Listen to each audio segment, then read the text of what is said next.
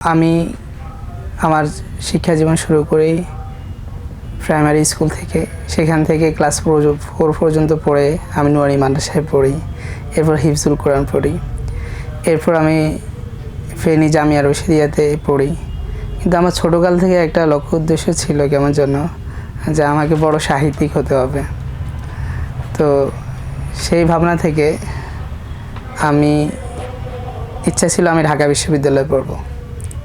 তো সেই জায়গা থেকে আলিয়া মাদ্রাসায় দাখিল আলিমে পরীক্ষা দেওয়া, সেই পরীক্ষা দেওয়ার মাধ্যমে আমার ঢাকা বিশ্ববিদ্যালয়ে আসা। আমার মূল স্বপ্ন ছিল আমি বড় সাহিত্যিক হব, এবং ইতিমধ্যে আমার 2টা বইও প্রকাশ হয়েছে বইমেলা 22-23-এ। কিন্তু যখন 2019 সালে ডাকসু নির্বাচন আসছে, তার পূর্ববর্তী যে পরিস্থিতি ছিল আমাদের ক্যাম্পাসে, ইসলাম ফোবিয়া যেভাবে ছড়িয়ে ছিটিয়ে ছিল, আমরা দাঁড়িটুপিওয়ালারা যারা নামাজ পড়তো তাদেরকে টার্গেট করা হতো, দাঁড়িটুপিওয়ালাদেরকে বিভিন্ন ট্যাগিংয়ের মাধ্যমে তাদেরকে নির্যাতন করা হতো, এমনকি হিজাব পড়লে তাদেরকে বিভিন্ন হেনস্থা করা হতো। এর পাশে সাথে সাথে আবার ডাকসু নির্বাচন আসলো।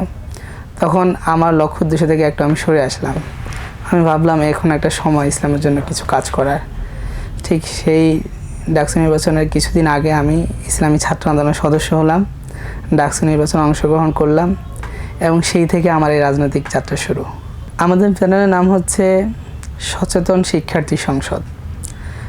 আসলে এখানে সচেতন শিক্ষার্থী বলতে সাধারণ শিক্ষার্থী থেকে আলাদা এমন কিছু না। একজন ঢাকা বিশ্ববিদ্যালয়ে একজন শিক্ষার্থী মানে সেই সচেতন। আমরা চাইব ঢাকা বিশ্ববিদ্যালয়ে যেহেতু ডাকসু নির্বাচন 2025 হচ্ছে, প্রত্যেকটা শিক্ষার্থী তাদের সচেতনতার সর্বোচ্চ তারা ব্যয় করবে। তারা তাদের ম্যান্ডেট, যাদেরকে নির্বাচিত করলে ক্যাম্পাসে উন্নতি হবে, পড়ালেখার উন্নতি হবে, বৈশ্বিক পরিস্থিতিতে আমাদের বিশ্ববিদ্যালয়ের র্যাঙ্কিং বাড়বে। তো এই সমস্ত বিবেচনা করে সচেতনতার সাথে শিক্ষার্থীরা যাতে তাদের মতামত পেশ করতে পারে, তারা তাদের সমর্থন দিতে পারে, ভোট দেয়, সেই জন্য আমরা এই নামটা নির্বাচন করেছি। এমন না যে আমরা সাধারণ শিক্ষার্থী থেকে আলাদা সচেতন। এখানে একটা জিনিস বলে রাখি, এখন সাধারণ শিক্ষার্থী নামে অনেক কিছু হচ্ছে, অসাধারণ কিছু হচ্ছে। সাধারণ শিক্ষার্থীর নামে গুপ্ত রাজনীতি হচ্ছে। সুতরাং আমরা ইচ্ছা করে এই শব্দটা অ্যাভয়েডও করেছি। ডাকসু নির্বাচনে আমাদের 2টা মূল ফোকাসের বিষয়। একটা হচ্ছে ঢাকা বিশ্ববিদ্যালয় একটা একাডেমিক ইনস্টিটিউট। আমরা যদি ডাকসু নির্বাচনে বিজয়ী হই ইনশাল্লাহ, আমরা সর্বপ্রথম এই একাডেমিক বিষয়টাকে সর্বাগ্রে রাখব। তার মধ্যে আবাসন, শিক্ষা, গবেষণা, খাদ্য, চিকিৎসা, এই বিষয়গুলি সর্বাগ্রে স্থান পাবে। আবাসনের কথা বলি, আমাদের ঢাকা বিশ্ববিদ্যালয়ে আবাসন সংকট এটা অনেক পুরাতন একটা বিষয়। আর এই আবাসন সংকটকে কেন্দ্র করে আমাদের বিগত স্বৈরাচার শাসক ছাত্রদেরকে সিট দেওয়ার প্রলোভন করে তাদেরকে গেস্ট রুম, গণরুম এবং কি তাদের দলীয় রাজনীতির মধ্যে তারা ইনক্লুড করতে পারত।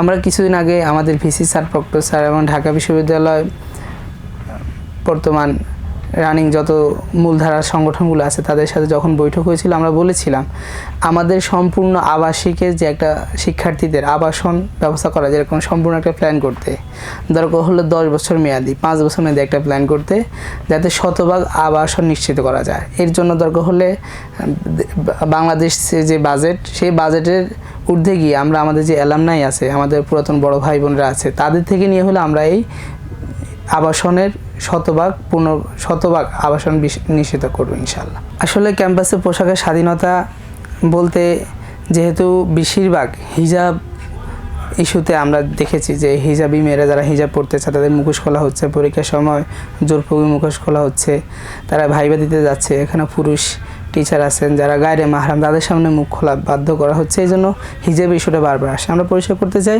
প্রত্যেক নারীর যেমন পোশাকের অধিকার আছে এবং ধর্ম পালন অধিকার আছে, আমরা সেই বিষয়টা গুরুত্ব দিচ্ছি। হিজাব শুধু আমার একাডেমিক না, আমার এটা ধর্মীয় একটা অধিকার। তো সুতরাং এটা সাংবিধানিক স্বীকৃত। সুতরাং প্রত্যেকটা নারী তার হিজাব অধিকার আছে।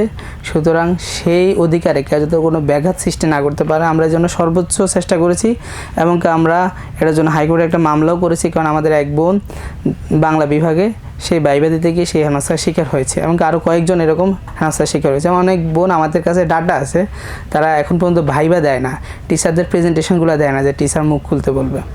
এবার আসি দ্বিতীয় প্রশ্নে, যে পশ্চিমা যে আসলে আমাদের ঢাকা বিশ্ববিদ্যালয় একটা হলো আন্তর্জাতিক আন্তর্জাতিক মানের বিশ্ববিদ্যালয়, আমরা চাই তাকে আরও র্যাঙ্কে আরও উপরে নিয়ে যেতে। সুতরাং এখানে যদি আমি শুধু ইসলামী পোশাকের কথা বলি সেটা হবে না। প্রত্যেকে যে যার স্বাধীনতা অনুযায়ী, যে যার চিন্তা চেতনা দর্শন তার চয়েস অনুযায়ী পোশাক গ্রহণ করবে, আমরা সেটাকে সম্মান করব। তবে অ্যাজ এ মুসলিম আমরা চাইব পোশাকের যে সার্বজনীন শালীনতা আছে আমরা সেটাকে মানুষের মধ্যে প্রচার করতে এবং সেটার জন্য মানুষদের উদ্বুদ্ধ করবো ইনশাআল্লাহ।